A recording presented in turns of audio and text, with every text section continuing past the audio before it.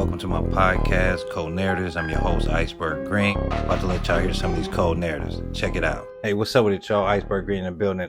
First off, I want to thank everybody that subscribe and to my channel and like my videos. My thing is to just try to, put the narrative out there and, hopefully we can change it together. Okay, so this is from Fox 11 News, and they're talking about the prison system and it being equivalent to modern day slavery. So I want to know what you guys think about that too, and I'm gonna go into more detail in a second. There are thousands of people in prison. Many of them are forced to work a variety of different jobs for a minuscule amount of money. Some people are calling it modern day slavery. Now one state senator is working on legislation to stop it. Here's Jen Silver. In California's prison system, there are roughly 94,000 inmates. Many of them have jobs, everything from manufacturing to food services. They get paid about 8 cents per hour. We should not be taking people's dignity away. Senator Cindy Kamlager represents California's 30th Congressional District. She wants to abolish what she calls modern-day slavery in prison, also described as involuntary servitude. Prison labor nationwide is a multi-billion-dollar industry. Companies benefit from cheap labor, but new legislation could change all of that. Okay, so this is actually where the plot thickens, and for some reason they love doing this. So there's this lady, Cindy Kamlager, and she's a U.S. representative, and she actually beat out Karen Bass. So she's been here since 2023. She's new to the game, all that California State Assembly, and she really doesn't advocate for blacks. I just want to throw that out there. So what they did, they propped her up as if she came about with this bill, ACA 3 Assembly Constitution Amendment. And they made it seem like she presented this. It was all for the sake of freeing people of color and things of that nature. But they didn't tell you that she wasn't actually the one who put this together.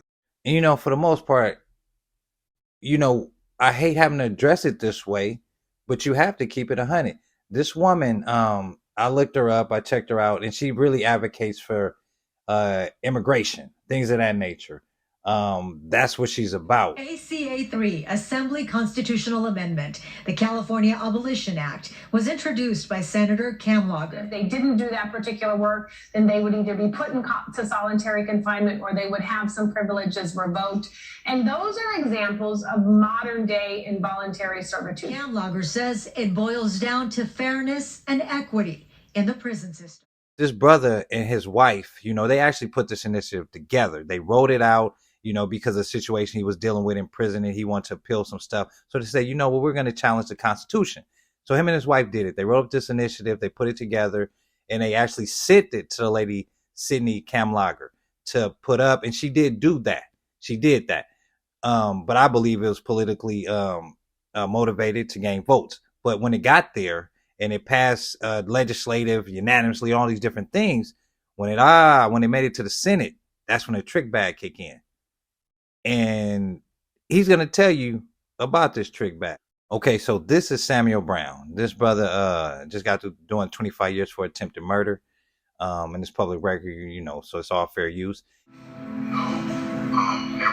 from working in the kitchen to working on the yard to work in the scullery to working as a porter to working as a hospital janitor. I did a number of jobs while I was incarcerated for 24 years. They tell the public that a person that's incarcerated has the right to say no, but that's not the truth. If a person says no, then they will receive a 115 or 128, which is the equivalent of a modern day whip. I was, like I just told you, the first person in the state to have to go clean those COVID cells. They told me that if I didn't come to work, I would receive a 115 or a disciplinary report. And I was scheduled to go to the board of parole here because I was a lifer person. I had life in prison. That's what I was sentenced to. And so, in order to get out, I had to appear before the board of parole hearings. And you cannot have any disciplinary infractions in order to get out for at least 5 years for them to even consider letting you out. So I couldn't afford to receive that. So being threatened with it, all I could do was report to work. And eventually I did catch COVID, and I almost died. I got paid was nothing.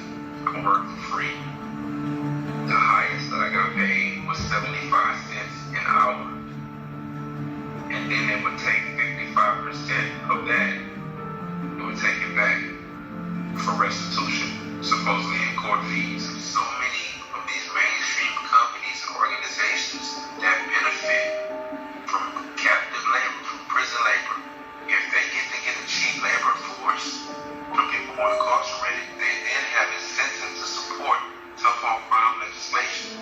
And they don't want to put it out there, but a lot of these politicians, a lot of these big corporate companies, they benefit from slave labor. And my thing is, I'm not saying everyone should be getting a whole lot of money for working in prison, but they should get something substantial enough to at least support their families, their kids, and their loved ones, while they're in there incarcerated during the time for the crimes that they committed and paying their debt to society. Okay, so let's take those private prisons, for example. Those were privately ran by individuals, and they were not forced to abide by CDC regulations. So they implemented private policies, and they were able to benefit from a lot of that labor, that involuntary servitude that those inmates had to do in order to get out. ACA 3, the California Abolition Act, is in direct response to the 13th Amendment of the United States Constitution. I wrote the amendment on the language that will become the amendment. She took it to the Capitol, to then Assembly Member Cindy Calamaga, who is now Senator Cindy Calamaga.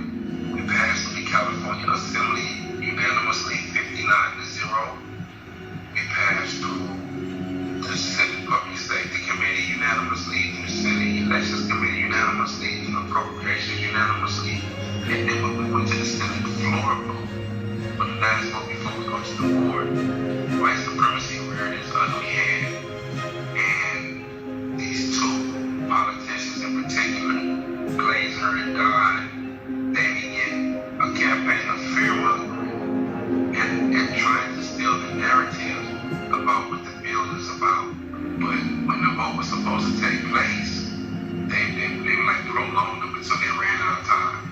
So ultimately, it didn't even get voted on. They denied the people the voice and opportunity to vote on this critical and historical issue.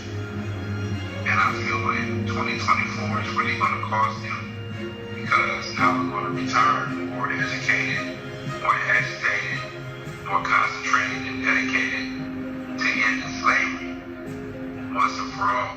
So I just want to know, everybody leave a comment if you guys think that this is considered modern day slavery, and look up the word involuntary servitude and see if that does apply, because in my eyes it does, and that's what the society was built on. So this is just a rewind. I want to thank you all for tuning in. I want to say God bless everyone going through the struggle, and watch out for them cold narratives that the government be trying to push on us, y'all. And to all my black people, I would be nothing without y'all. Thank you all.